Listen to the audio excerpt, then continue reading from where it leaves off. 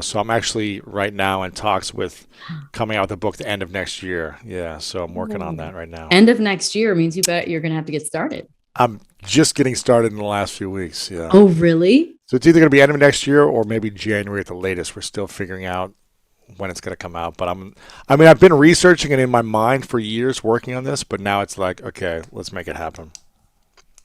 Well, would It'll you be like to five. It'll be share what it's 5 years.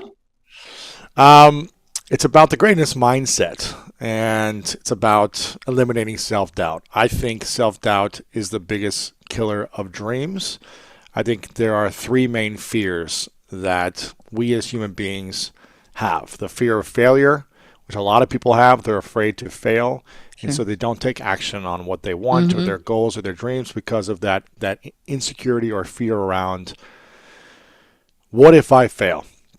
The second big, I never had that as an athlete. I don't think you ever had that because as athletes, we are trained. Well, you got to learn, you got to make mistakes every day to learn to get better to help you become successful and accomplish your goals.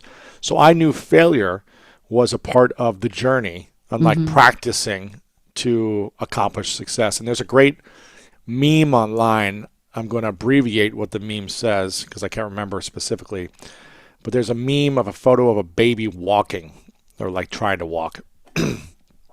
And the quote or the meme says something like, you know, children fall 1,000 times before they learn to walk. And never does the child think, maybe this walking thing isn't for me. Right. I think I've seen that. You know what I mean? It's like he doesn't. The, Right. the child doesn't think, oh, yeah, I fell 20 times. I scratched my face. My elbows bleeding. I hit the back of my head. Maybe I should just crawl the rest of my life because I keep failing. And I think once the other two fears come into play, people are just afraid of failure. The second fear, which I never understood personally because I always wanted to accomplish my goals, was the fear of success. And when I speak or when I talk to people and I ask them, "Are you more afraid of failure or success?" I'm always surprised. A lot of people say that they're afraid of success. And again, this didn't make sense to me because I Right. wanted to achieve, I wanted to succeed. That's what I was going after. And and I would ask people like, "Why are you afraid of success?" And they Mm-hmm. would say something like, "Well, the pressure, the pressure that comes with success, the weight you have to carry, the idea that you have to live up to something now. Like I've accomplished this, Ah. I have to keep doing this, otherwise then I'm a failure. Or if I go and pursue my dreams, my family won't go with me, or they'll kind of outcast me, or my friends, my Mm. peers, I'll be leaving the tribe, the community, and I'm afraid to kind of lose my friendships and be more alone or independent. So that fear of success is strong for people. Those were never my fears. My Yeah. fear was something else, and it's the third fear, which I think a lot of people have as well, which is the fear of judgment Oh. and criticism and other people's opinions. And I was never afraid of the failure side because I knew as an athlete I needed to make mistakes in order to improve, to get better, to achieve. I always wanted to be successful. So that was not a fear of mine. The pressure of when I succeeded, it was more of just like people's opinions of me or people doubting me or people Hmm. criticizing me and judging me. Oh man, I lived that. Right. And so at the core, you know, usually someone has one of those or maybe all of those I'm the first fears. one. Right. Fear of failure. Yep. Yeah. And so and at the center, so if you made it like a three-circle Venn diagram, at the Yeah. center of our fears is I'm not enough. Of And course. That was either one of totally those. my problem. That is Yeah, totally exactly. my problem. Yes, it's a dad wound. Yes. Exactly. So And I'm then not I enough. expressed it in the mom wound. Yeah, exactly. And then the inner child is always in pain and suffering. So That's I amazing. literally this has been a year of therapy for me. I've done therapy every 2 weeks the entire year since January. I And am with you. I had two therapists at one point that I talked to every week. yeah, the first 6 months was like an every week. Like I was in couples therapy for the first like 5.5 months, I guess. Well, at And least it you was tried. and it was every week. It was like 5, 7 hours at a time on a day. Like we'd go on Saturdays and do it together. Oh God, that's And it was so intense. But as an athlete, we will do whatever it takes. You know, Oh, we're like, yeah. I'm going to keep trying. I'm going to keep going, Yeah. whatever it takes. Leave no regrets. You know, so Right. that was my mindset. Not even a single letter. Exactly. Yeah. And I said after I realized that in the previous relationship that our visions weren't aligned and we weren't a great match, values and vision wise. I said, you know what? I'm going to keep doing this. I'm going to do this for the rest of the year for Mm. myself and see what that does for me. And I have this photo. I don't know if this is a practice that one of your therapists ever did with you, but I I have would this love to photo. know. I have this photo on my phone. Can you guess what this Okay. photo? Can you guess what this photo is that I've had since January? I don't, maybe your inner child. It's you as a kid. It's me as a kid. I don't know if you can It's see it that just well. me and my dogs. There you go. Yes. So this is a photo I've had Wow. since January, Oh, and look my how my cute you are. and my therapist was like listening, and I said, why do I keep choosing specific types of relationships? Right. Not that Patterning. these people are bad and wrong. Not that Right. nothing. Just not the right Right. match for me. Right. And there was I kept doing it because I kept abandoning myself. I kept abandoning myself on my values and my vision to create peace and make someone else happy, Mm. as opposed to being peace and healing that I am not enough inner child wound, Oh, to creating boundaries and then creating from a place of standards and agreements, not I'm constantly having my agreements broken by a partner and giving in to try to make them happy to create peace. yeah. And so it's been an incredible year Yeah. of reflection, of getting feedback, of healing that, and and really diving back into again to those three fears that a lot of people have is the core of any of those fears is I'm not enough. I'm not pretty enough, not talented enough, smart enough, whatever it might be. And I think when we learn to fully accept and heal what we've been through and accept where we're at right now, there's a foundation that we can move forward with, a mindset we can move forward with that is a place of creation and pursuing our uniqueness and our gifts in the world and putting ourselves out there in a way that no matter we win or lose, people love us or hate us, we do it from a place of joy and a place of peace because there's inner acceptance. Mm, When I had I'm not sure, did you know Kobe pretty well or did you I interview him? didn't. Mm-mm. I only met him once. I forced my way into an introduction at the ESPYS one time to say That's hi, cool. and That's cool. my publicist at the time was like he was a humongous fan, and so I got him to say hi, like wanted to introduce. I introduced myself so that I could introduce him, and that's it though. I didn't know him. Yeah. When I interviewed him, I only met him for an hour, and so I'm not like I'm close with him or was close with him. But when I interviewed him, he said when he was I can't remember if he was 12 or 13, but when he was like 12 or 13, he was playing basketball in a summer league, and he didn't score 1 point. He said the entire summer it was like 2 or 3 months. He didn't score once, and it was somewhere around 10, 11, 12 or something like that. Wow.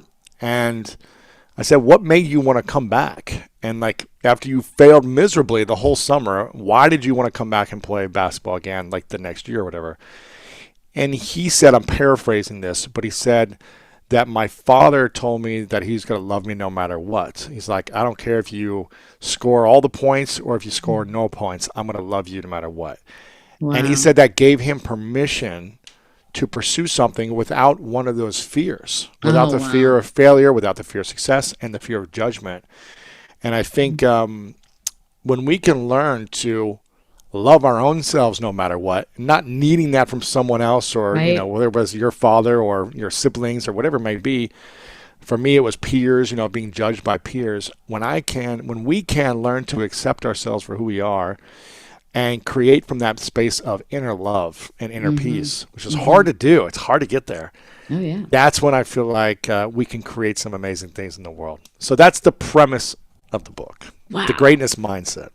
That's really cool. That's going to be a really powerful book, as they all are from you. I Well, appreciate it. because it comes from your own Yeah. experiences, like when you're speaking from pure experience, there's depth, there's emotion connected to it, there's truth. And I think that truth holds a frequency. And so there's an energy and a frequency within the book and the writing that's undeniable, because it's not just a bunch of words that, you know, we've heard a million times written in a spiritual book or written in like a self-help book or a, you know, go get them kind of book. It's like your life on come to life alive on the pages. I don't know how I mean, you're a pretty open guy, but we can push the brakes anytime. But I'm curious, because I think that this idea that, I mean, I love that we're talking about self-help and about looking in the self and the inner child and the way that things relate to our childhood. And, you know, it's something that I've been working through for years now. And I know you've been working on for even longer. And, you know, I think giving some examples and just talking through how that goes, because I feel like there's so much anxiety and so much stress in the world, and especially nowadays. And it's like, maybe we can just sort of shed some light from our own experiences, just how that looks and how that can show up in our life. And we can maybe learn how to cope better, because that inner peace comes from making peace with those things yourself. So like, what was sort of the first big hurdle that you came across or got over in therapy and with the process of therapy? Because sometimes my breakthroughs came on my own, but maybe the impetus was a therapy prompt or something to do with it. So like, do you remember what the kind of first thing was where you were I don't know why I'm crying? Yeah, exactly. I started my healing journey 8 years ago. And where I started doing therapeutic experiences, workshops, therapies that allowed me to start heal certain parts of what Joe Dispenza says, the memories of the past. Because these are memories that we either amplify or diminish in our thought, in our memory. So there's an event that occurs, we have a memory of the event, and we either make it 20 times more grandiose than it was, which is probably what I do, have done. You know, I went through this, and this is how it was, but was it really how it was, or is that how our memory is? Or we diminish certain things. I really didn't do this well, or that, whatever it might be. And so for many years, I've been doing therapeutic experiences. And I talk about this publicly, where at the beginning, it was healing the sexual abuse that I faced when I was a kid, which was really blocked inside of my body for 25 years. I never told anyone. And that took a couple of years of unwinding and surrendering to and letting go. And I thought I'd done all the work. I was like, okay. Isn't it always the case? Yeah. Then I was like, every couple of years, I'm like, oh wait, why am I still like struggling with something? So new level, new devil. Exactly. And this time I was realizing that, sure, I became a lot less reactive and triggered in the real world because I'd healed something where there had been abuse, right? I'd healed something where there was a trauma.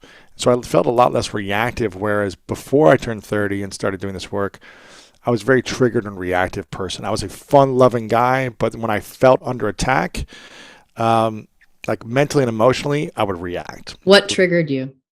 I mean, it was always the feeling of when I felt someone was trying to take advantage or abuse me. It's like abuse my generosity, take advantage of me, use me for something without like a good intention of just like, hey, we're friends, but they're always trying to angle something or abuse, or, if it felt like that, I felt triggered, and I didn't know why. Which plays into the sexual abuse, right? Exactly, It's sort of the parallel later. Yeah, right? Being taken advantage of when I was, 5-year-old.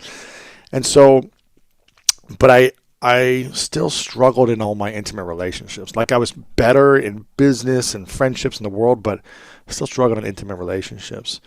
And I didn't know why. And I kept choosing relationships. Again, all wonderful individuals. I have nothing bad to say about them. It's all my responsibility of choosing and abandoning certain things about my vision to make something try to work.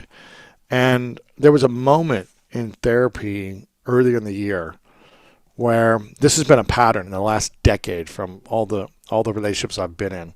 So this was earlier in the year this year. Yes. Okay. And there was a pattern in the last probably every relationship I've been in, but I'm thinking of the last 10, 12 years of the different intimate relationships I've been in. there would always come to a point where I'd feel a sense of like tightness and pressure in my chest in every relationship. And I'd feel more and more stress and tightness and almost like kind of heart palpitations at times. And this kind of like underlying feeling of trappedness and stress and like anxiety in my chest. It was always in my chest and eventually go to my throat.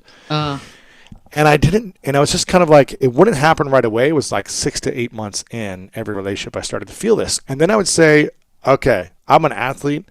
This is not going to fail. I'm going to make this work. So what can I do? How can I be better? How can I make you happy? How can I improve this relationship? Yeah. Let's go to therapy. Let's do this together. And I always thought this was weird. That I would suggest therapy to every past relationship and say, I really want to do therapy because I care about you. I care about us. I love you. I want to make this work. And something's not feeling right. And they would all say no, they don't want therapy. And I was like, what? I feel like every woman would die if their boyfriend, right? If their boy, yes. And I was like, come on, like this makes no sense to me. You're like the one woman, and I kept choosing the one woman that didn't want therapy, and I was like, what? And anyways, I realized I was dating patterns, and again, nothing wrong or bad about it, but it was a pattern. And in this past experience was the same thing. For a year, I was like, I really want us to do therapy. I think it'd be important. I remember saying I would love for us to do therapy in the beginning when things are good. So we just continue to like get things cleared and we grow in a vision together. Yeah. That wasn't the case. And then after a year of it kind of being up and down, right? Some good moments, but then a lot of like down moments. I remember it was just like, we can't do this anymore. Like this isn't going to last. We either need some support or I don't know what we're going to do because it's too up and down for me. It's not sustainable. And finally, after a year of asking for this, we finally were able to make the therapy happen. And it was extremely profound for me because it got me to have someone with a different perspective see the whole picture. And it got me to talk about these things and step back and be like, wow, why am I choosing to stay in this? What is keeping me motivated to stay in this? And how can I take full responsibility for why it's turning out this way? And there was a moment in therapy where literally like the pain in my chest came together and kind of disintegrated into a ball, into like peace and freedom, and like just disintegrated. And it was the weirdest thing that I've ever felt because it felt physical transformation in a moment. I had just like this awareness moment. I always used to feel like I was trapped, like I needed to make it work and I could not end the relationship. I was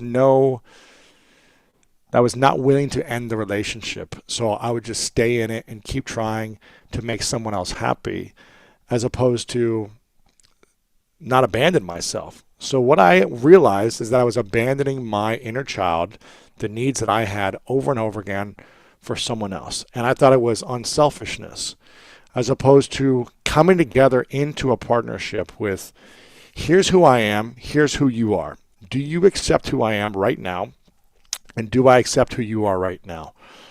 And the partners that I was choosing to be with never fully accepted me. They wanted me to change constantly. And I chose those relationships, so I can't blame them. I take responsibility for staying in a relationship where people wanted to change me consistently. And I just chose that I want to keep the peace, so I'm going to do whatever it takes to make this person happy. But they were never happy. No matter how much I changed and how much I did, they would always get upset at something. And that's when I realized, like, I don't need to stay in relationships. I can end it, and I'm not a bad person. Because I always thought, like, if I end this, I'm a bad guy. I'm going to hurt someone. And, what if they say something bad about me? And then judgment. So my thing was the fear of judgment. And then I was just like, I was so held back by that fear of, well, what if people think bad? What if they say something that's not true that I don't have control over? And then people think I'm a bad guy or whatever, or my reputation, whatever. And then I just got to a point where I was like, none of this pain is worth anyone's opinion about me anymore.